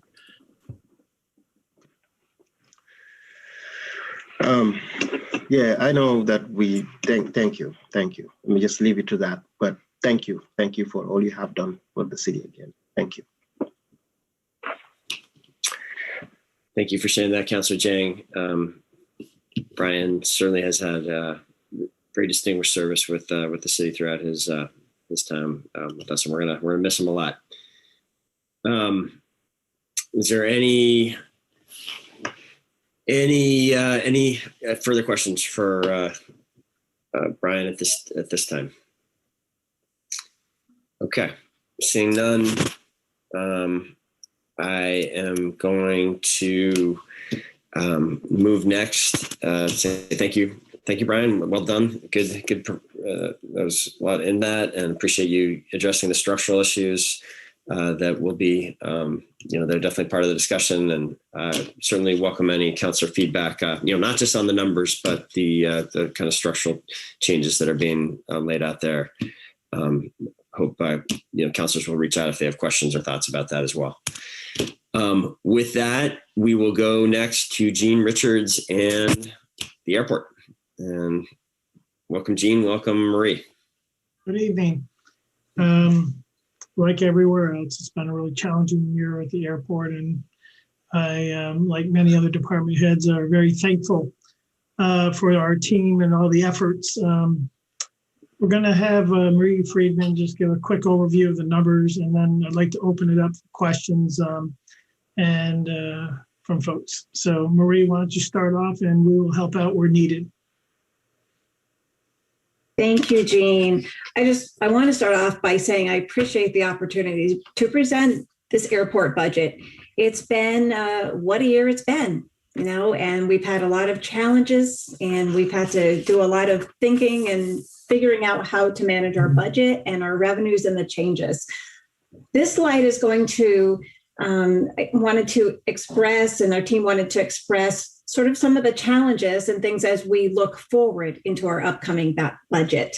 Our fiscal year 22 budget it really reflects this current state of the travel industry. The travel industry was, as other industries, was very much affected. We do appreciate the vaccine that has been rolling out, and of course the leadership of the city and the leadership of the state of Vermont in trying to keep Vermonters safe. And the numbers that we had this year reflect the lack of employments that we've had. However, going forward, and that's what this budget is looking at, we're assuming some moderate recovery. We are seeing that happen now. We're seeing increases in the number of people that are choosing to fly, which I think a lot of folks that I know are flying because they've gotten vaccinated. And so we're seeing a return to that. We do think it will take some time. It will take multiple years, hard to project. I don't have a magic ball to predict how quickly our employments will get back to what we were seeing 2 years ago. The FAA and the federal government their stimulus grant money has been absolutely a lifeline for the airport. And we are very appreciative. Had it not been for that, this year would not have gone the way that it did. So in May 2020 of last year, we did receive $8.7 million under the CARES Act. In April of 2021, we received another $4 million grant allotment, and we are expecting and have been appropriated to receive approximately $7.6 million. So that'll be forthcoming, we expect, in the next few months under the American Rescue Grant Act. The employments, I thought you would all be very interested to see what actually happened at the airport. So looking back a little bit to give you an idea of the impact that we had from COVID-19. And I think this chart says it all. The blue is what we saw the previous year. So right before COVID, from April of 2019 to March of 2020. So as things were shifting and transitioning, and I'm giving you the exact same time period in the orange. So it's pretty dramatic. We had 83% less people flying, which is not unexpected given what happened this year. And that was about 561,000 people. Our cash flow management, important aspects that we did in addition, we didn't know, there was no guarantee on what federal grants we might receive. So we were proactive in getting a revenue anticipation note for $11 million. We intend to renew that and just make sure that we have a healthy backup plan because nobody really knows for certain how this will play out. Next slide, please. So the revenues, I wanted to talk a little bit about the overall revenues. We have a lot of revenues that are driven by the number of passengers. So we call those sort of our variable revenues. Then we have some revenues that are more fixed. So some of the revenues that our airlines actually pay us are fixed. They do not fluctuate. They do not fluctuate for what they pay for the terminal and for their access to the airport. That is going to be the same whether they have fewer people flying or not. But many of our other revenues that highly support the airport, they were dramatically affected. So I went back 3 years, or went back to 2020, 2021, and 2022 because it's really interesting as we look at 22 and what we're looking ahead. Where do we think that recovery is going to be? So our parking garage revenues, you can see where we were above $6 million, and we're sort of looking like we're going to be about $3.5 million. So to give you some idea on those variable revenues, we are conservative in our approach, and we're hopeful. We're seeing good growth right now, but we're hopeful that our passengers will return to rebound at least 55% of what we had pre-COVID. We have to be optimistic, but we also have to be reasonable in our approach. So the airport is also planning to use a bunch of that stimulus money next year. That is how we're balancing our budget as our revenues come back and rebound. And, I've just showed you some of the highlights in the individual, sort of our biggest revenues, just the differences that we have. Next slide, please. So, the one with green. Yep. Yes, thank you. So this I know that there is an attachment in our presentation also that you can look at all the individual lines that the airport has. We have multiple cost centers. If you are looking through that, you're going to see it go down through the administrative cost center. We have a terminal cost and we have airfield. But what I've done here, because it's kind of unwieldy to look at that, but you're certainly welcome to, and I encourage that. This is just a high level giving you a breakdown of all of our revenues are just consolidated and grouped together. And that's what we have here. So our total operating revenues for fiscal year 22, about $13.6 million. We have some non-operating revenues, about $2 million. It's our PFC and some reserves that we have in there. And then you can see how much we have coming in our CARES Act. So CARES Act in American Rescue and our CRISA grant. So overall, our budget for all of our revenues for the airport are $21.6 million for the upcoming year. Next slide. And in our expenses, we're keeping our positions level funded. We did not need to reduce any positions in fiscal year 20, the current year that we're in. We did have some that maybe we didn't fill as quickly, but anything that's safety related, those were too important and we're not able to leave those open. But we would hold off if something was more administrative, and we were able to hold off on a few hirings for a while. The highlights, I wanted to explain, we do have an increase in our operating budget for this upcoming year. And I wanted to give some texture to why we have that. The largest area of increases is our repair and maintenance budgets. So what we did for this year, we had to slash the budget. We looked at everything that we could go without, and we cut way back. And so this year, when you look at 21 and you're comparing that to 22, some of that growth is really because we did a lot of slashing, and that's fine for 1 year, but you can't ignore preventative maintenance. And we also have, I wanted to give you an idea of some of the things that we are doing and why you're seeing such a big increase in the repair and maintenance budget. We're doing a lot of safety repairs on the runway. We're doing, we have some asphalt things that we need to go ahead and target and do some major repairing on. We're spending some of that money on painting and markings. We're doing preventative maintenance in the garage. We're replacing 2 roofs on 2 of our buildings. And we're doing some repairs on some other properties we have. Another thing that we feel is an important initiative is we have spent money this year on energy efficiency. We have been buying some things like electric mowers and electric blowers, and we've been going ahead. We just replaced 200 light fixtures in the airport terminal that are much more energy efficient. So where we've been able to go ahead and do some of that work, we've started that this year, but we recognize how important it is to get toward, net neutral. And with our energy usage, we want to be part of the solution. So we have budgeted. It was difficult. Jean would have liked to have more money in this budget for energy efficiencies, but we felt it was really important to take a stand and start to budget more proactively for energy improvements. And Jean is planning to put together a committee, and we're going to be looking at, what sources are there for grants for this, what sources are there for rebates for this, how do we smartly and wisely move in that direction as the rest of the city is so wonderfully doing. We did have some increases in our professional and consultant budget. And again, some of that is because we slashed it for this year. So you're seeing some of that increase. And then we have our typical unavoidable expenditures, utilities and insurances and de-icing, things like that, snow removal costs. And, an important part that the airport does use police.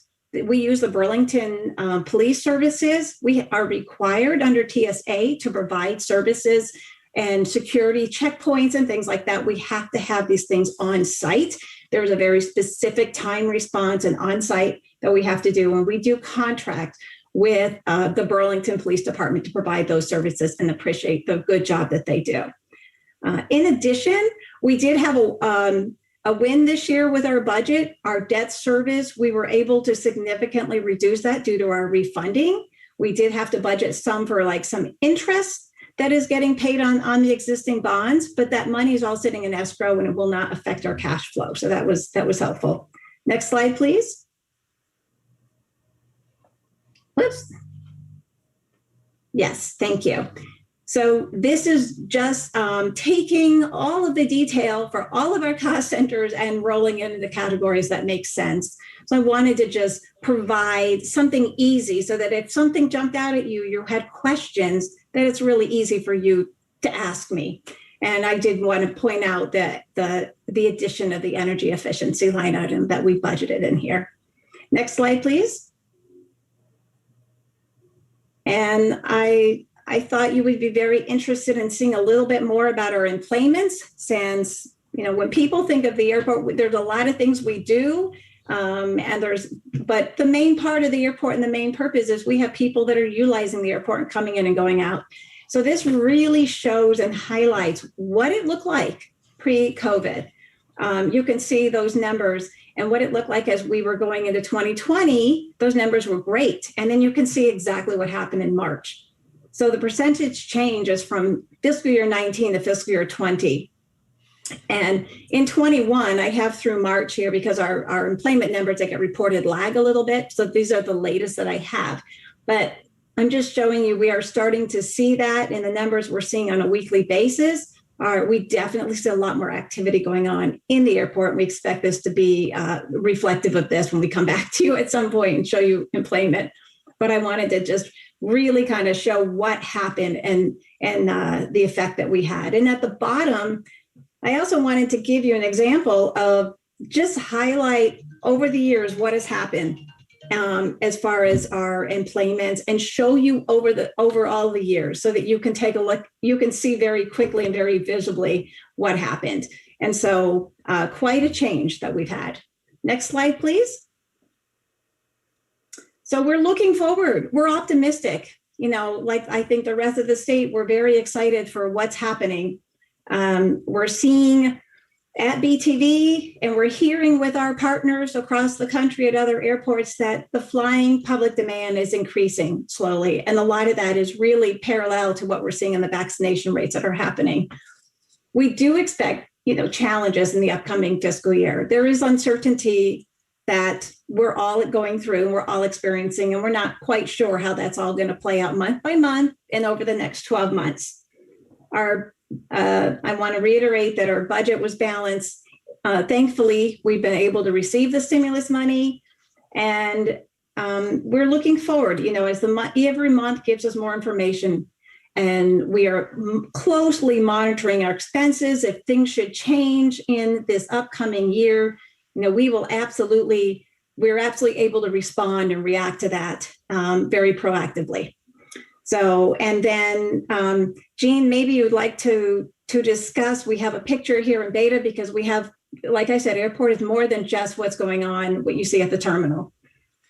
Yeah, sure. Why don't I see if there's any questions first from anybody. I want to make sure we use, you know, the counselor's time in the best possible way, but some of the, you know, very happy with the progress. Like I said, Beta has been, you know, ongoing, doing very well. And many of you are aware of the successes we've had with them where I've come out and toured, and that continues to do well. And we continue to build that relationship. We'll be probably coming to you in the very near future with some good news. The mayor has been working with us to negotiate and talk, you know, and just find out what's best for Beta, what's best for the city. And we're, you know, working on that right now. There's it's a pretty dynamic plan, and I'm excited over the next month, you know, to bring it to you and show you what's going on with Beta. But there's still, you know, many other great things that are going on at the airport. You know, we have the sound mitigation program that's been one of, you know, our initiatives from day one, and, you know, and Nick Longo has been working his tail off and, you know, went out and got a program that was suitable to our community to help mitigate the noise, and not removing homes, but insulating them. We're well on our way. We've secured dollars, and we feel very, you know, I feel so great about the entrepreneurial spirit of that program and how so many people that, really need that insulation for sound and for insulation. And it'll be good modern upgrades, and that we'll be able to participate to help build, our community in a good way. And we're real excited about that. We also have new sound monitoring that's coming in this year. And again, a grant for that. Nick, do you want to talk a little bit about those things? And I don't want to take your thunder. No, I think you hit the key points there, Gene. And I think the implementation of our entire noise compatibility program is ongoing as we speak right now. And the noise monitors are being installed and implemented and going online this summer, as well as the pilot program for the 10-house pilot, the insulation project that Gene was referencing, as well as studying the next 50 houses. And I think one of the big things that we're working on right now is additional funding from the Department of Defense to move this project forward even quicker if we are able to access that additional funding. So I think overall we're on track with our noise compatibility program, if not ahead of schedule, to fully implement the noise projects. We'll also be starting it's called our TIP, Terminal Integration Project. It will be later this summer. And that'll, again, bring another efficiency to the airport and make stop a lot of confusion, I think, for the traveler. There'll be one entrance to TSA, and we expect, that to be done in about 18 months. But again, these are all, grants that we've gone out and we received. There's a brand new security system for the airport that'll be done in about 10 weeks, Nick. Is that about right? Approximately, yep. And that's a big deal as well. And again, another grant. So as well as a new apron project that we've been working on around the beta, Northrop. So a lot of things are going. We did not, I believe we're very active with COVID as well. We really tried to participate and help the city out in every way that we could. The team was active at doing deliveries and making masks and all sorts of things. So we did not sit idle during the time of COVID, and we were creative, and I think worked really hard, with the direction from the mayor to, he kind of gave us free rein to help out in any way we could, and it was, I guess that's what probably got us all through it. Is whenever you have the opportunity to give back, it feels better, especially when there's so much uncertainty. And for me, I'm a real people person, and it gave me the ability to go out there, and even though it was I got yelled at a little bit, as far as probably went out a little bit too much, but I had an excuse. I was handing things out and giving things away, so that was a really good thing for me. But that's we have a survey that you'll be getting in the next couple of weeks on the police, and we look forward to coming and talking to you about that as well. Good news is the Boston route has already sold 500 tickets. And, again, that's a new opportunity for people. We got a letter from Boutique today on how happy they were with sales. That will help us also down the road, get a larger aircraft, to service that market, which we believe, there's great demand for. And then there will be a test market in July going to Dallas. That's our 16th biggest market. And I know that doesn't sound right, but it is. And everybody says, why Dallas? And I said, well, why not? Because that's where the people are going. So there's a lot of people that go to Dallas. And so that's why American picked Dallas. And so good things, going. We are recovering. I'm very optimistic. Next week, we will come extremely close to 6,000. As I tell Nick, I would have said 6,000 in front of you, but it is on TV, it is being recorded. So I want to say it's 5,700, but I'll call it 6,000. So we're doing very, very well and with our employments. So I'm very happy about that. We're growing. The demand's coming back, and I'm really excited that we're growing slowly. Too much would probably be not a good thing. So that's my scoop. I do want to thank you, everybody, for your support and hard work during this. I did feel the support from all of you, and it's, from our team, it's a big deal. Any questions on our presentation? Thanks, Gene. I think Councilor Paul had her hand up. Okay. No? Oh, sorry, I misread that. Are there any Are there any questions for Jean or the team? Councilor Carpenter. I thought I heard you say something about the police survey, but in your budget, there's like 1.2 million for security. Is that the police contract? Is that something different? It is the police contract, yes. Okay. Okay. And TSA is all separate and different. It is, yeah. Councilor Paul. Thanks. Just so Councilor Carpenter is aware, the survey that Director Richards referred to is the City Council resolution, which we passed a couple of months ago, about the survey of how other airports handle their TSA requirements. And I did hear back from the airport team that they have done that work and are in the process of organizing the information so that it can come back to the council. And since I'm answering the question, I guess I just have to say, like, it's no secret that I'm a huge fan of the airport and a huge fan of the airport team. The four that are here are just four of the many people that make the airport run, and they do it with hard work and dedication and professionalism. And there's a reason why we have a great airport, and that's because we have a great airport staff. So thanks very much. Thank you. Thanks for all you do. Thank you, Councilor Paul. Councilor Jang.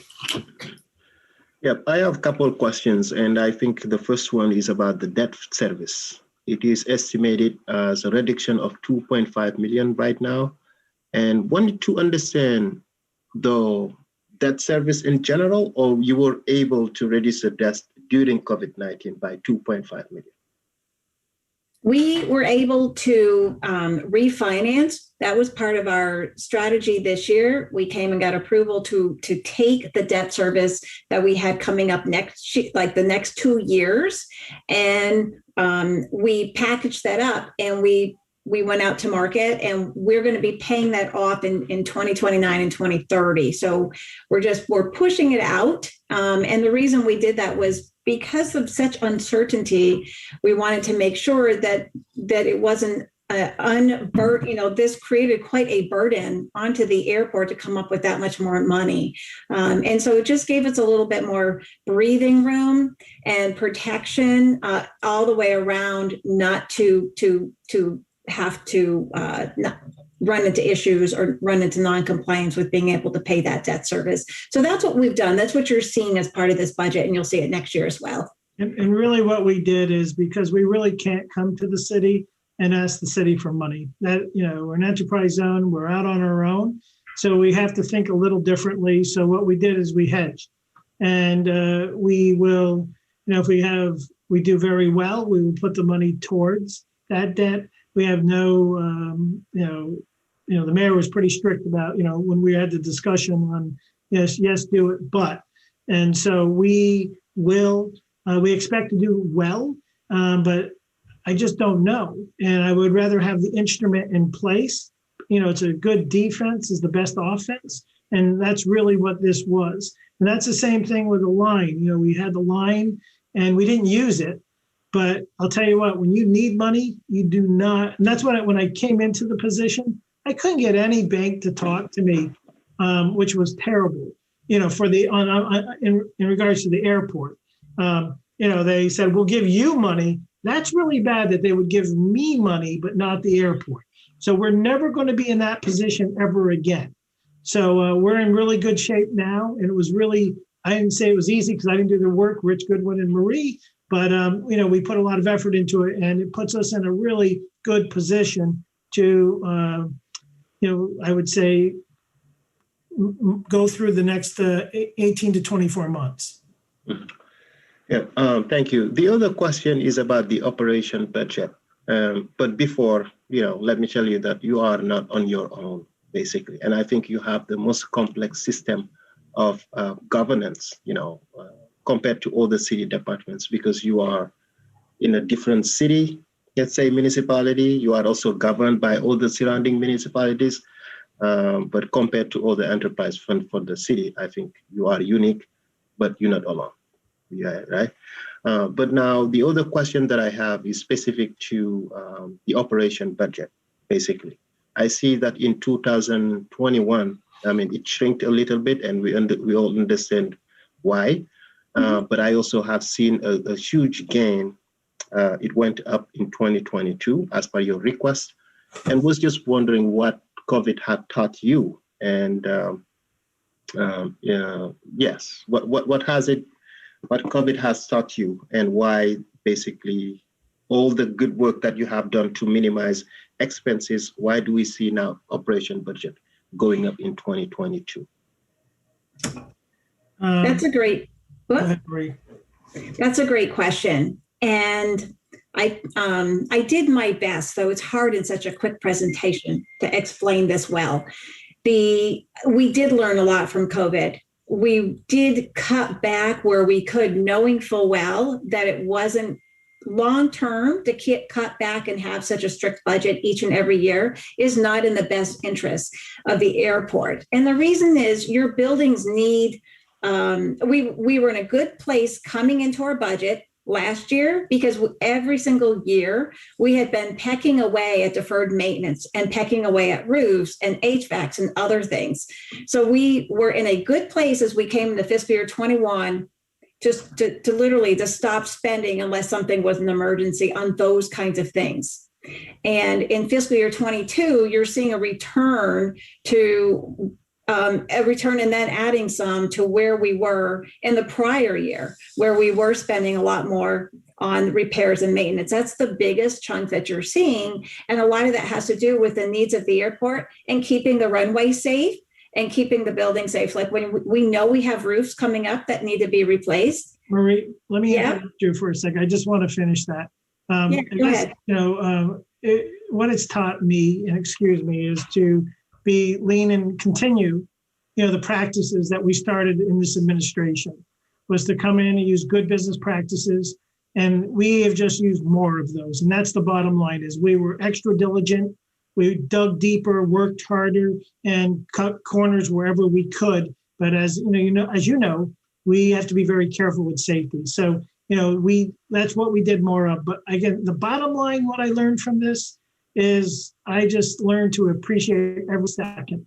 That I love my job, I love my community, and I appreciate it that much more now.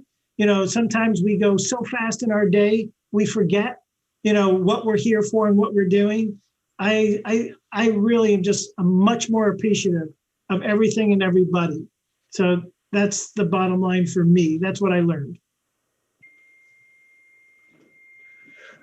Thank you. And now I think, in terms of innovation, we have better technology at the airport. There is, some talk about the new hotel, possibly soon. And what is next? What is the big thing that you guys are contemplating? And I just love what you do, to tell you the truth. So our big thing is, and again, this is the direction from the mayor, is that we need to work harder at our carbon footprint. We have to be extra diligent, and we have to go outside of ourselves. I've been challenged, to do that and to look outside and don't look at other airports, look at other methods. So we're doing that. We're putting together a committee, and I hope to come to you with things that other people aren't doing, things that other people are doing, but that will help us achieve that goal. We are, our footprint is huge, and we have to work hard. And I think one of the initiatives that we're doing is, the whole beta technology thing. That's a huge contribution that is bigger than the airport that we will be contributing and being part of. But there will be a lot of internal things that we'll be changing to participate in that activity to make it, powerful input at the airport. I would say that's my biggest goal. The business comes to me somewhat easy. The day-to-day operations, it's stuff I think about all night long. So I enjoy it. It's the things I don't know, that the carbon footprint I know how important it is, and I'm going to work really, really hard to make that change. Thank you, guys. Thank you, Gene. Thank you, Councilor Jang. I think in the interest of time, we will close it here for the airport. But thank you for such a thorough presentation as usual. Great to see the whole team here, and we'll talk to you. We'll see you again soon. Thank you. The next up is the mayor's office budget, and Jordan is here to help with that, help put this budget together this year. I think it has a short PowerPoint. This will pull up. What's that? I was going to say it's a very short PowerPoint. Yep. Shorter than these other departments, which is a function of the simplicity of the mayor's office budget, of course. Pretty basic. It is 4 staffers and some the expenses, the kind of customary expenses for a 4-person office. We are basically restoring the budget lines, the modest non-personnel budget lines to where they were prior to the pandemic. The most notable change you'll note is we have increased the travel and training budget, in that I'd like to be able to support the team members in continuing to pursue some professional development and get some additional management training. In particular, Jordan, who's now been with the city for how many years now, Jordan? I think 6 years. 6 years. I would like to be able to support her getting some additional management skills and continue to grow if she is sticking with her commitment to the city. So beyond that, you'll see in the budget, there's very, very little change. Happy to take any questions there are about the mayor's budget. I'm happy not to as well. So, and I know there are the other two, there might be more discussion and interest in, and it is getting late. So let's go to the city council budget, which who is I think Catherine and I together could just briefly present the city council budget, which is the salaries for all city councilors, as well as the $50,000 city council initiative fund. I think the main change here is that regional programs was traditionally under the city council budget, and we removed that to be its own category within the budget. I am not sure Councillor Paul is paying sufficient attention, but this is sorry, Councillor Paul, but this is at your request, but it was a very reasonable request last year, which was to separate city council from regional programs because they were two totally different things.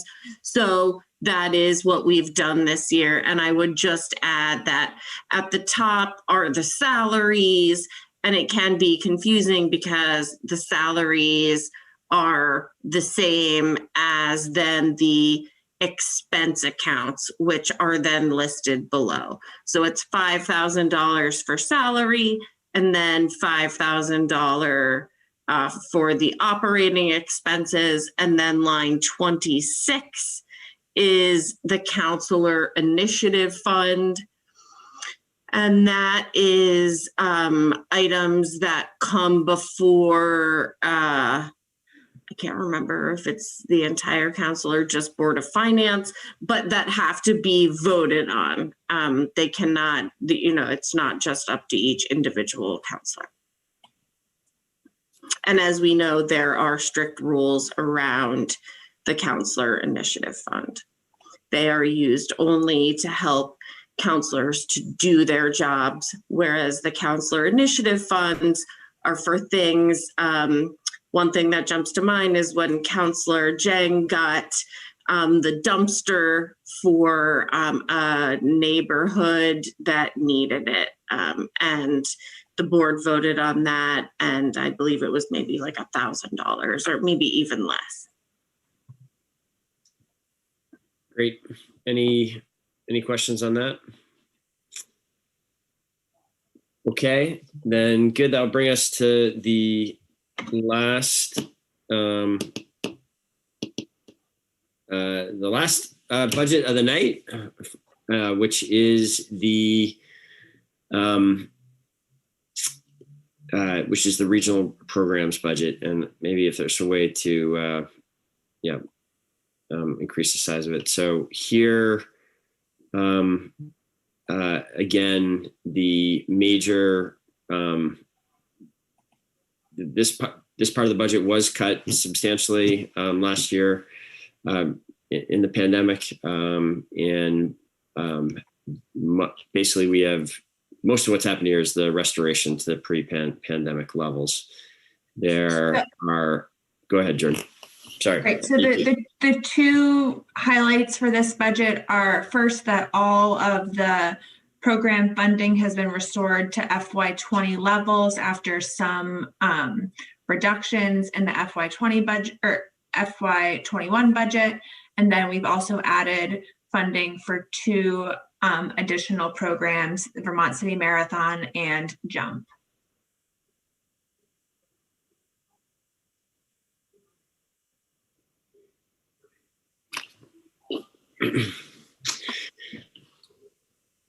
All right, if there's no, go ahead, Councilor Carpenter.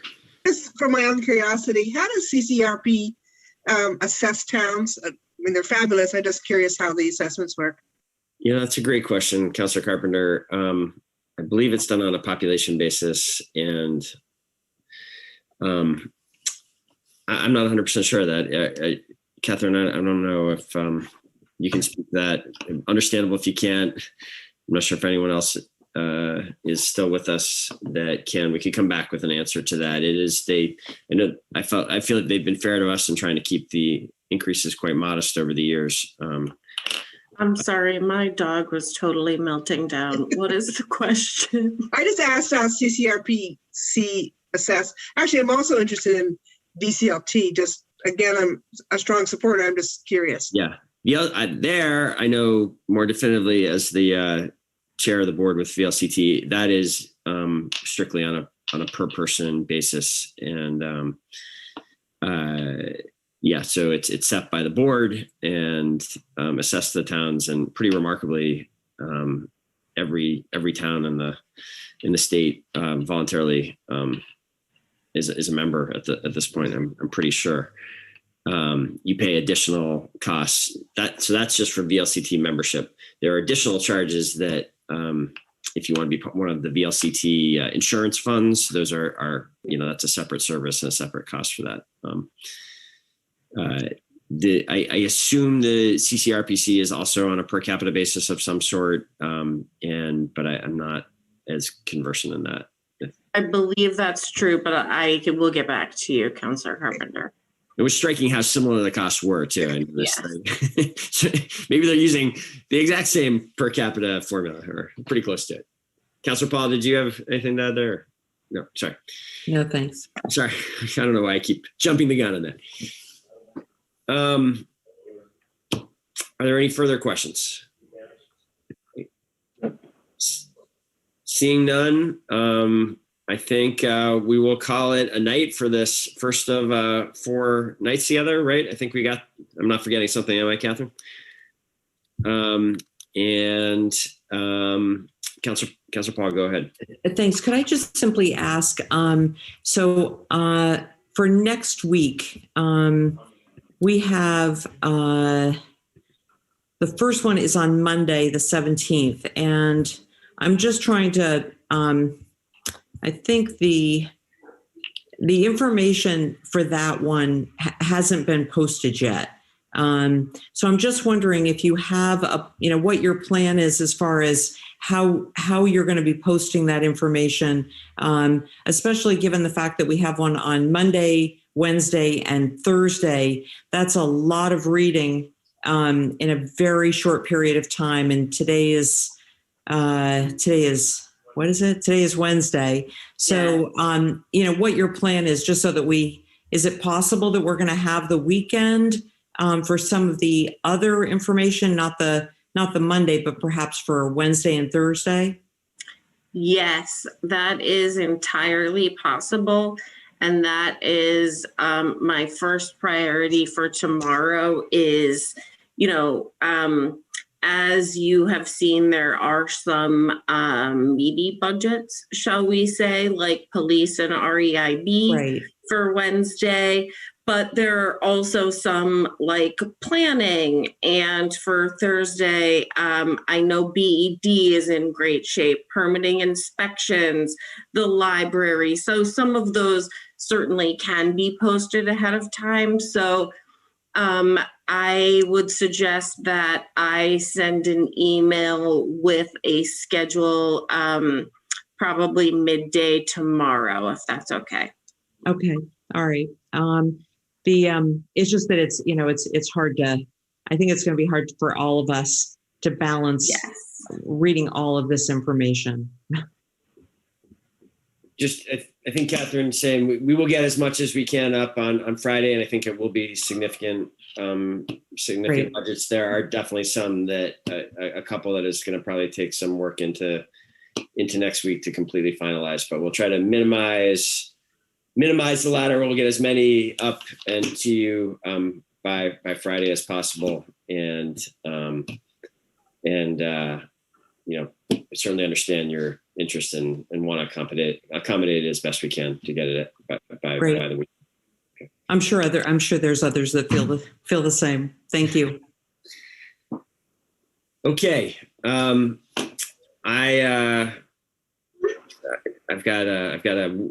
glad we're getting done now. I've got an MPA meeting to go to still tonight. So we will adjourn here at 7:16 p.m. And I will just share with my colleagues here that next Thursday is my wedding anniversary, and I am going to miss that one night is the plan. And Catherine and I have coordinated that ahead of time.